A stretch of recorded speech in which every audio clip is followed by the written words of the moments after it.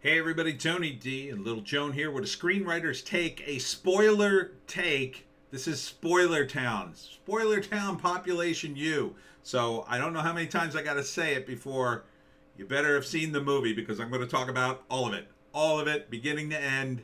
We're going to break down the screenplay. Let's get into it. Smash like and subscribe. Thank you for smash liking and subscribing. Please check out my books. Links in the description. The Pineys, books 1 through 7, comedy horror in South Jersey.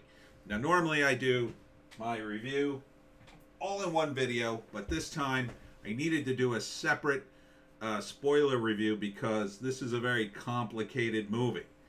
It really is a movie that fixes three franchises simultaneously.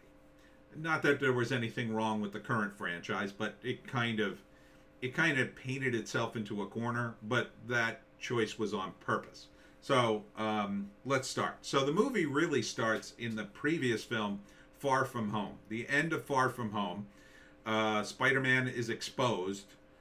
His secret identity is somehow spread all over New York by Mysterio, who was a great villain, by the way, and I really enjoyed him. I've always been a fan of Mysterio. I thought he was really well portrayed and updated in the modern day.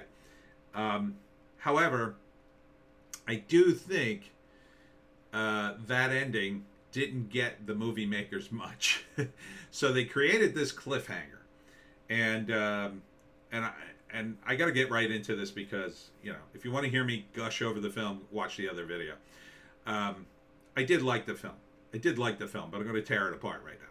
So in the previous movie, you have Gyllenhaal just, spill his guts and say, "Oh, he's Peter Parker is Spider-Man," blah blah blah, and he somehow makes that video before he dies. I don't know how he could have done that, but okay. He sets up this thing where the whole new movie starts. Oh, Spider-Man's been exposed, and it starts basically right where the other movie left off, which is cool. I enjoyed that. The thing is, it's a few years between movies. Now, maybe that's partly because of the pandemic.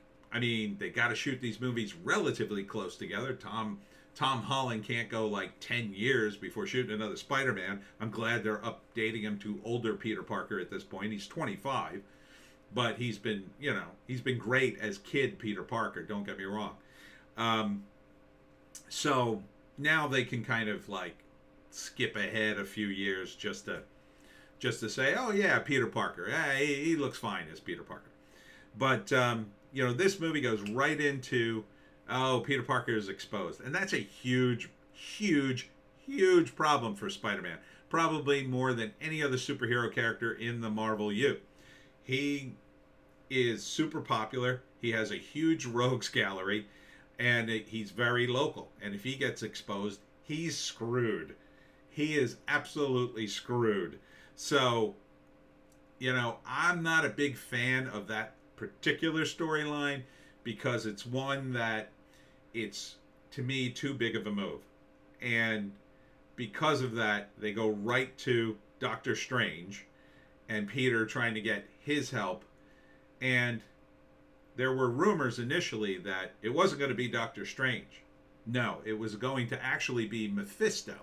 And for those of you who don't know, Mephisto in the Marvel Universe is sort of like Marvel's version of the devil. And he cuts deals with people for their souls and whatnot. So the thinking was, oh no, that's not Doctor Strange. It's actually Mephisto pretending to be Doctor Strange. And he cast the spell. And that would explain why Doctor Strange would be so incredibly irresponsible. And he was. This is an incredibly irresponsible thing to do. He starts to cast this spell. He just goes right into it. Doesn't really warn Peter what's going to happen. And I get it. Peter has been portrayed by Tom Holland as he's a kid. He's impulsive. He does these crazy things. But Strange isn't. Strange isn't that way. Strange could say, whoa, whoa, whoa, hold up. Let's do this the smart way. So, in my view, that opening and that whole premise, when you look at what happens in the course of that movie, is really, I mean, it's Peter's fault, and really Peter's a kid, so a lot of this falls on the shoulders of Doctor Strange, who effed this up. He really effed this up, and there's no explanation of why he would make this decision. Not really. And you can argue maybe that's in his character. I don't think so. I think Strange is more responsible than that. He was a surgeon. He was the Sorcerer Supreme, and now he's not for some reason. And you know, Wong. I think the scene that they showed of him interacting with Peter Parker and Wong was different than the one I saw in a preview. I believe he was wearing a different outfit. I'm not sure, so I'm wondering if they reshot it. I wonder if the rumor about Mephisto leaked, and then they said, "Ooh, let's get off of that because we don't want people to say, oh, we were right or whatever." I don't know, but I was willing to forgive it. I was willing to forgive it because it was such great fan service and fun anyway, but it seemed irresponsible of Strange, number one, to cast the spell at all, and number two, when all hell breaks loose, to allow Peter to, well, let's bring in my friends to help. And he says, let's Scooby-Doo this S. Yeah, well, it seems awfully irresponsible of you, Sorceress Supreme, to just leave it up to these teenagers and go about your business, I guess. It didn't seem like Strange had a really good reason just to leave Peter in charge after he had screwed it up, which he sort of blames him for. So that whole first act, it was a lot of convoluted stuff. I think a stronger act might have been something based in science, something new. Yes, we needed the multiverse, absolutely needed that. Maybe it could have been something more scientific. Someone from Stark Labs was doing another experiment. It goes wrong, opens up portals into other universes, and Peter has to do something about it. Maybe him and his friends, they've already moved on to college, and they're working at this lab, and they're all part of that scene, and they're there for when it all breaks down and other people from other universes start randomly appearing.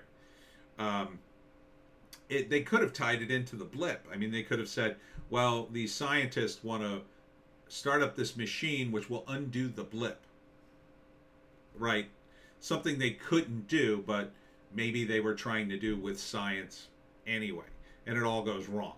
Right? And this is what leads to the various villains. Now, with the magic, they gave you some rules, right? Strange said, well, it's going to be the people who knew Peter Parker from alternate universes coming to his universe.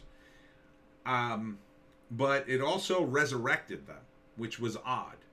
It could have just as easily been those villains from universes where they won.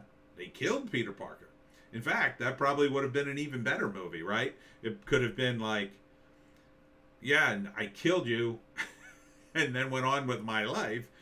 Or, it was a draw or whatever. Basically, they were saying that they had resurrected these guys. So it didn't quite make sense to me where these guys had come from. And keep in mind, too, that James Franco was in he was in all the movies. He played Harry Osborn, Norman Osborn's son, and he was a villain too, right? And he died. Why wasn't he resurrected? Where was Topher Grace, who was the earlier version of Venom? And I know. They didn't want to bring him in because maybe that would confuse the audience or whatever, but it was the multiverse. We had multiple Spider-Man. Probably could have dropped in Venom. Probably could have dropped in the Rhino. Everybody. Just drop in everybody. Now, maybe they couldn't get those actors, and they focused on the actors they wanted, the biggest ones with the biggest names, for reasons that were emotional payoffs, which I think is a good strategy if you have to pick and choose.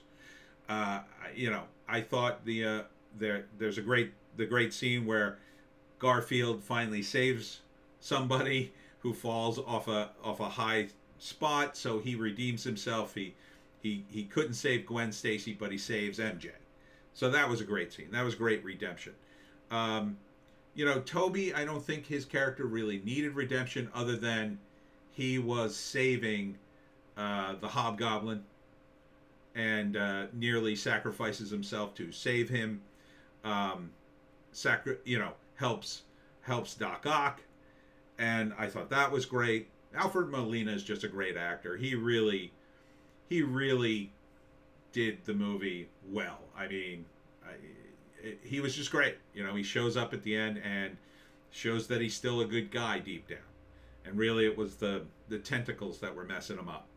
Um, I didn't see the Andrew Garfield movie, so I don't know how well. I know that Jamie Foxx's look changed, so I guess they explained that away. But he seemed like he seemed like a villain through most of the movie. Um, Connors, he was fine. And of course, William Dafoe is always great. He is really the Spider-Man, ultimate. He's the ultimate villain for Spider-Man, right? He's the guy that really is his Joker, let's say, his Joker. So we had all these great emotional payoffs. Even with May. I mean, May was, and I don't mean the death scene. I told you, it was spoilers. The death scene it was necessary. It was the motivation we needed to get him to the next level and realize that he'd screwed up. But that, again, harkens back to the beginning of the movie, like, you wouldn't even be in this problem if you hadn't rushed this magic spell that turned everything upside down.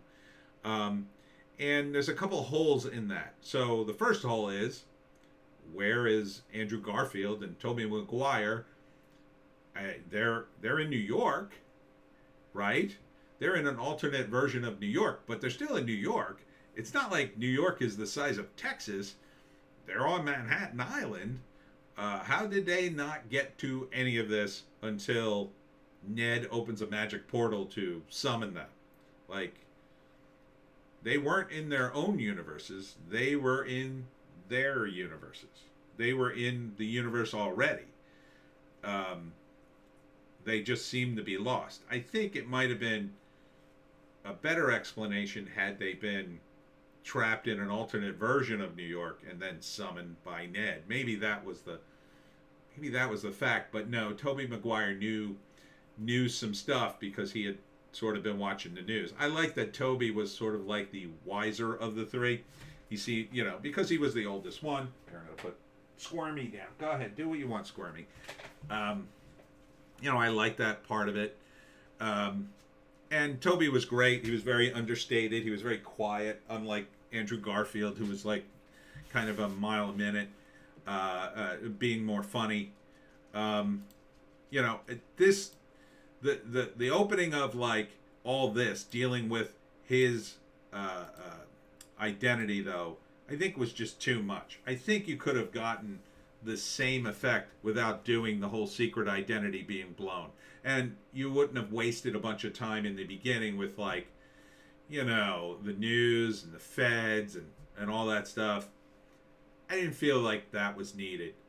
I mean, it could have just as easily been Jay Jonah doing his usual shtick of turning people against Spider-Man. And that was a big factor for me, too. Really, it was Jay Jonah was kind of the enemy for Tom Holland here, which was good, but I still don't believe that the people of New York in general would turn against Spider-Man. He's too much of a people's hero. I think they turned a little too quick on a dime against him with regard to the whole Mysterio controversy. I think that was a little too quick. I'm nitpicking here, but I think if there had been a scientific explanation for why these guys had come across, and they weren't very smart about how they went about trying to cure them. They just kind of like kidnapped him and brought him over to Happy's condo and tried to fix everything there. Seemed like a bad plan. Seemed like a ridiculous plan. But I can kind of accept that part of it. But because at that point they didn't have much choice, and there wasn't a lot of stuff in this movie established that they could go off. I mean, maybe they could have just gone right to Stark Tower. I mean, it's still around. Supposedly, he's the heir to the Stark thing. So why not just have him be new Iron Man, Spider-Man, whatever, go right into Stark Industries and start doing stuff. I mean, you still could have had a similar ending where he's a bit disgraced and maybe gets kicked out of Stark. Maybe he's got a Stark internship or something. But again, I'm nitpicking.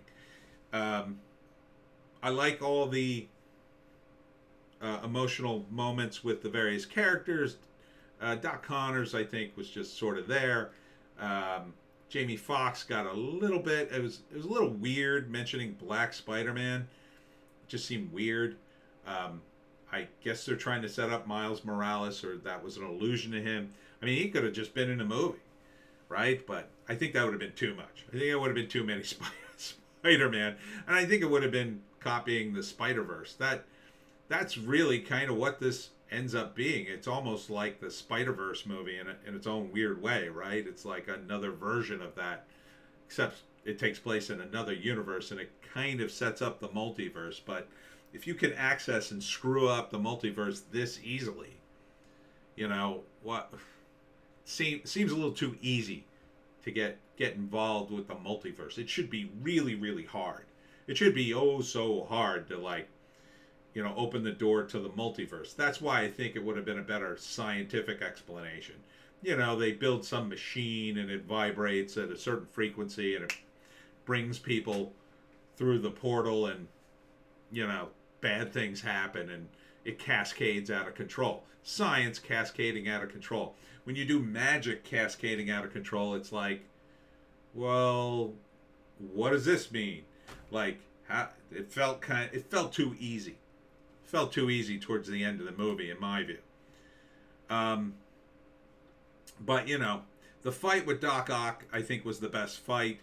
Happens early on in the movie.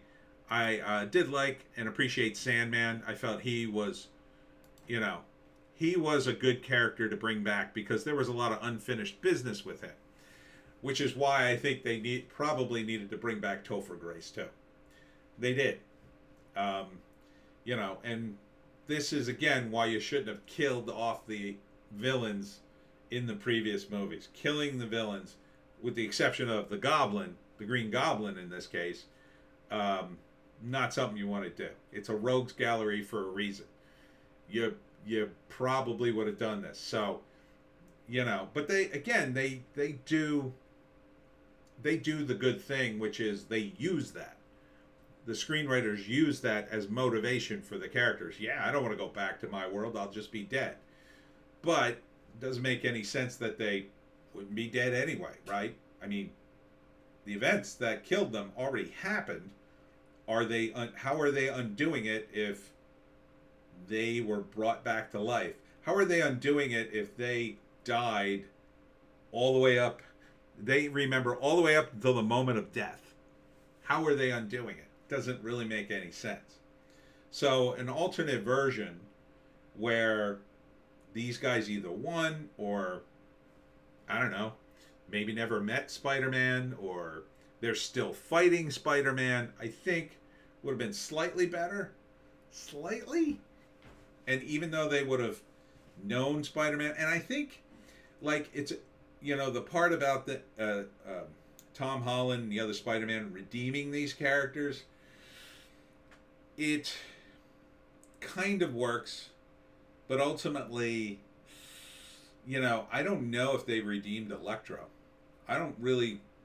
The performance didn't feel like they redeemed him. It just felt like they depowered him, and then okay, you know, I'll be a good guy, I guess, or not a evil guy anymore, since I don't have any power. Like, you know, he out of all of them was like, yeah, F you. I'm gonna do this. And to leave Doc Connors alone by himself seemed like a dumb move. There seemed to be a lot of dumb moves here. Like, why not leave Doc Connors back in his cage? You know, and Sorcerer Supreme, Doctor Strange, didn't even get back into the movie until Ned brought him back by accident. which seemed kind of convenient. I mean, if you're being real about it, it was a little too convenient that he just shows up at that moment. And then suddenly he's the adult. Oh, wait, now I know what to do. Let me undo all this. Oh, you what? You mean all the damage you're responsible for? Um, so, you know, and I get it. They wanted Doctor Strange to set up this multiverse of madness, but I don't feel like the whole multiverse thing works, you know, for this movie the way they presented it. Again, I overlook it because I wanted the fan service, I wanted to be entertained, and I was. So I'm okay with it. I'm okay. I feel like I got my money's worth. I feel like I was entertained. I don't hold it against the movie. I don't hold it against anybody. I would still recommend the movie, but I mean, I could see it for what it is. It's contrived. It's contrived so you can have all the actors, all the big actors, show up and, you know, redo their characters once again.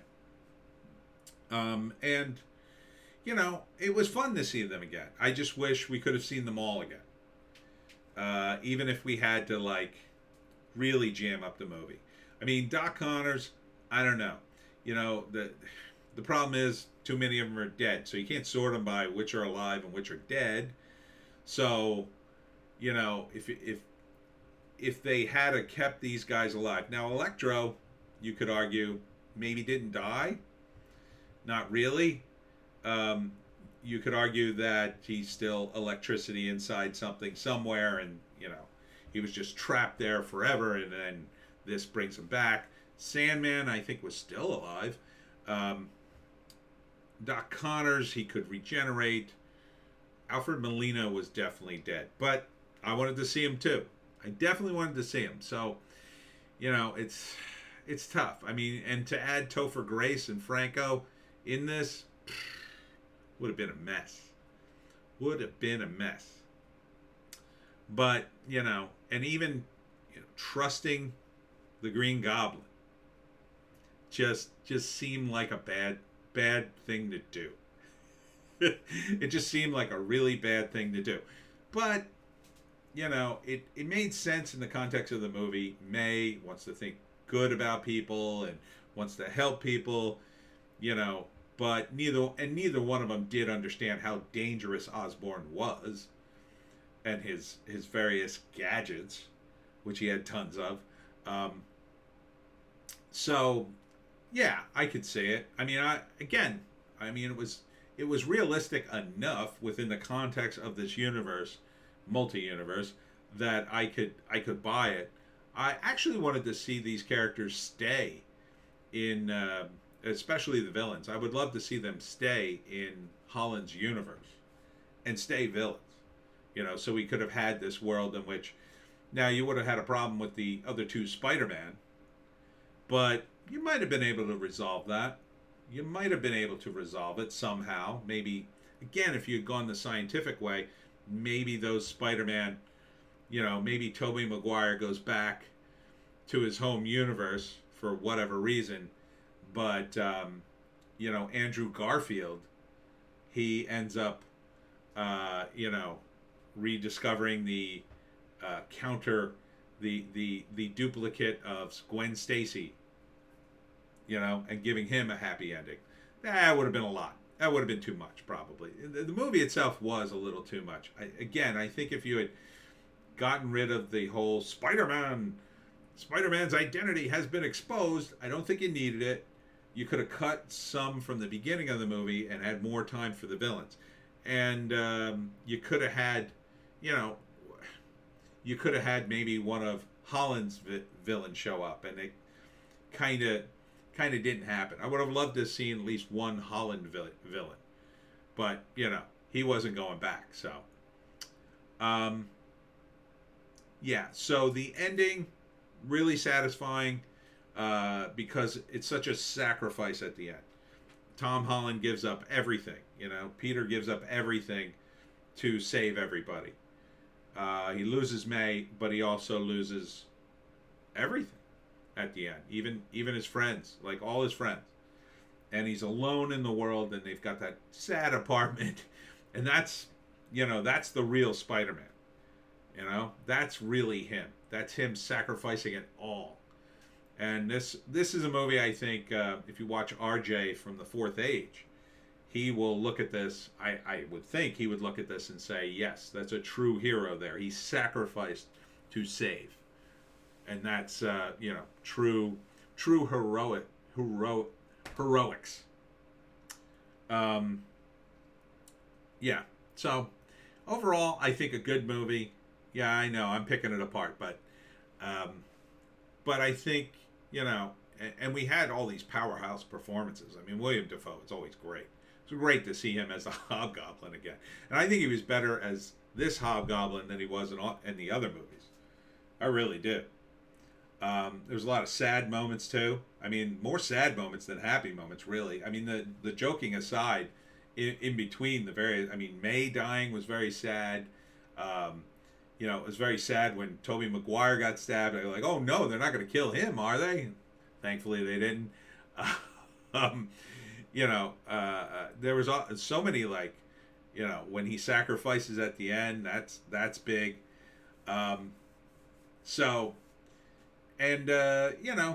J.K. Simmons was great as J. Jonah. He's always great as J. Jonah. I would have liked to have seen more. I would like to see a little preview on what they're going to do in the future. I hope they don't recast. I hope Tom Holland signs on for another 3 movies. I could see a 3-movie Peter Parker, Amazing Spider-Man, or whatever. They still got some villains left. And of course, the big thing is at the end credits that I got to talk about. Now, Venom, we're going to see the matchup finally. Apparently, he was in his own universe apart from Spider-Man. Okay. I didn't realize that. Or maybe Sony was weird about that because that whole thing, he disappears at the end. I thought they were in the same universe already. But, I guess Venom's just going to now be in their universe. I guess they kept him separate and then brought him in. Brought him into the universe, which I don't know what's that's going to do, or why at the end of that he left a little bit of Venom on the bar. That was weird. Maybe that'll all tie in. Maybe that's how he gets back to his own universe. Maybe that's a whole thing. But we definitely want to see Venom and Spider-Man go at it. Oh, yeah. Oh, yeah. So they're definitely going to do at least another movie. At least one other movie's coming down the pike. The final after scene, it's not an after scene. That's a trailer for the Doctor Strange movie. That, to me, was the only disappointment in this. I wanted to see a scene with Strange explaining why he'd be so irresponsible. Either that he was influenced by something, or that it really was Mephisto, and then Strange comes home and fights him, takes him out, and sends him back to his home dimension, and wonders what the hell happened. Because again, to me, Strange wouldn't have started this whole thing. He would have been much smarter about it. At least, although that would have been a very similar explanation of what happened at the end of Far From Home. So I can understand why they wouldn't want to do it again. But I thought the ending in Far From Home was like, why did we need that? I didn't even know why we needed that. I guess that ties into something else that Disney Plus is doing. Or Nick Fury, is he getting a movie? I don't know.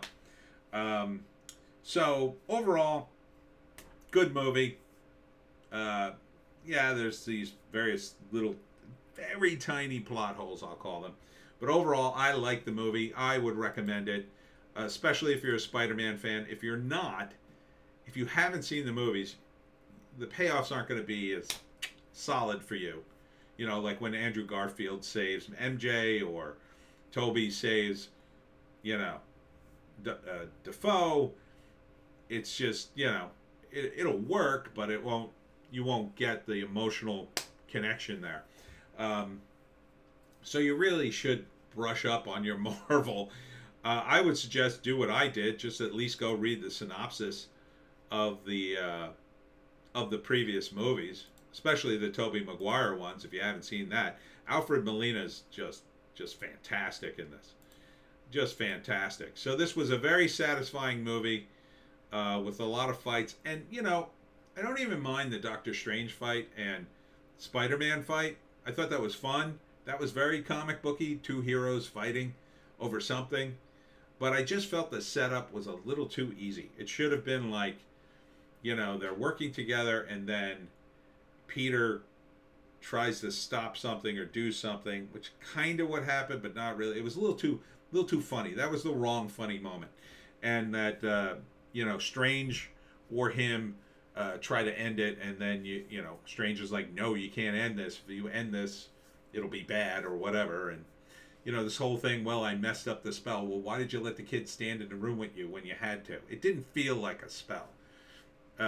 So, I don't know. Marvel or Sony needs to work on the whole supernatural end of this. So it's going to be interesting to see what happens with the multiverse movie. I don't know if that's going to be a good movie. I'm really on the fence about that. But this was, you know, Cumberbatch is a good actor. He really is. And he's pretty good in this role. I like him. You know, I don't know if the multiverse thing is going to just... It's already looking a little too convoluted for me, you know? And it just showed him... It showed him in this movie in an unflattering light, the character. The character just seems a little too incompetent to be Doctor Strange. You know, Doctor Strange should be the really smart one. The really, really smart one. I mean, I get it, Spider-Man should be the focus, but ultimately, Doctor Strange is the adult. So, I don't know. I don't know about that future movie, but this movie, solid. Spider-Man Far From Home is over. Hopefully they're going to make a sequel with Holland. At least one more. At least one more. I'd like to see 2 or 3 maybe. Running out of villains, but I think there's plenty more. I'd love to see a Sinister Six. Oh, baby. Would I love to see a Sinister Six. That would be fantastic. But I'm going to end it here. Thanks for tuning in. I hope you enjoyed my analysis. I think the screenplay overall did the best it could with the elements at hand. Surprisingly good. This is surprisingly good. I have very low expectations at Hollywood these days. The fact that the screenplay was this good, you know, that it was this put together, that it came together so easily. You don't have a credit sequence here. Really shows you that you can put together a good movie if you just have a decent screenplay. And really, for all the talk I just had, this was a pretty decent screenplay because it had all these payoffs. Because there wasn't a lot of standing around just like spouting off dialogue for no reason. It was, we're doing something and we got to do it. You know, maybe just the initial thing could have been better, but beyond that, pretty solid. And that's it for me, Tony D. I'll stop my ramble. We'll see you tomorrow.